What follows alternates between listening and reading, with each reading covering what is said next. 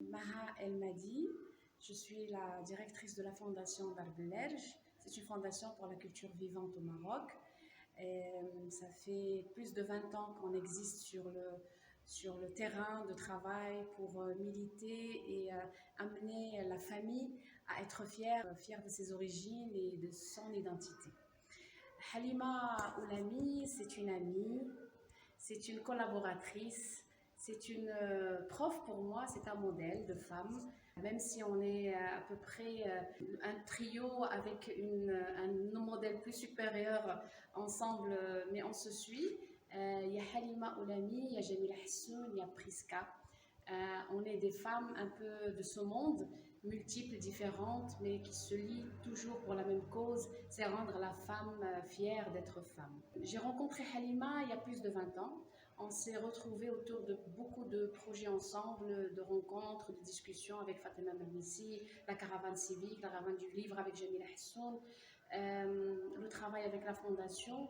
Et moi, je suis fière aujourd'hui, après 20 ans de travail avec Halima à distance. Ça veut dire chacune de nous travaille pour la femme sur son terrain. Et là, Halima, elle est chez nous à la Fondation Darb El Erj, en train de commencer le travail de terrain sur la dignité de la femme, comment amener ces femmes de la Fondation, les mamans douées, à devenir dignes et fières d'elles. Et je suis très contente. Moi, j'ai envie de parler de Halima, l'être humain. J'ai envie de présenter Halima, l'approcher comme maman. Cette femme qui a laissé tomber un petit peu ses rêves de femme pour militer pour d'autres femmes. Halima, je l'ai connue quand elle a commencé à créer son association après beaucoup de problèmes, d'éloignement, de refus de la société. J'ai connu Halima quand elle était en train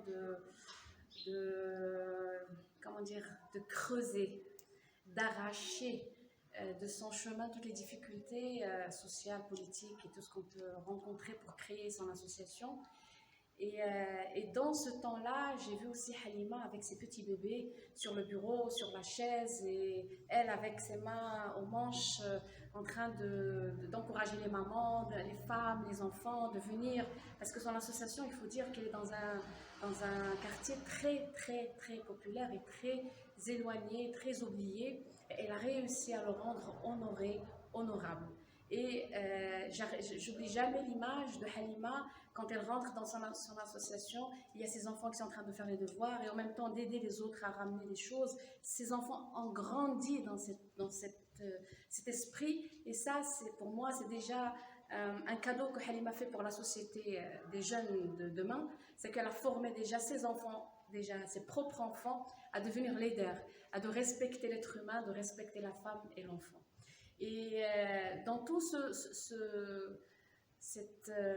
rêves, dans ces envies qu'on partage toutes les trois, et bien sûr avec l'œil veillant de notre amie Priska, qui est l'amie que j'ai connue grâce à Suzanne Biderman, la fondatrice qui nous a quittés aussi de Darb El Erj, on a voulu consacrer nos trois rêves, lier ces trois envies, ces trois projets différents.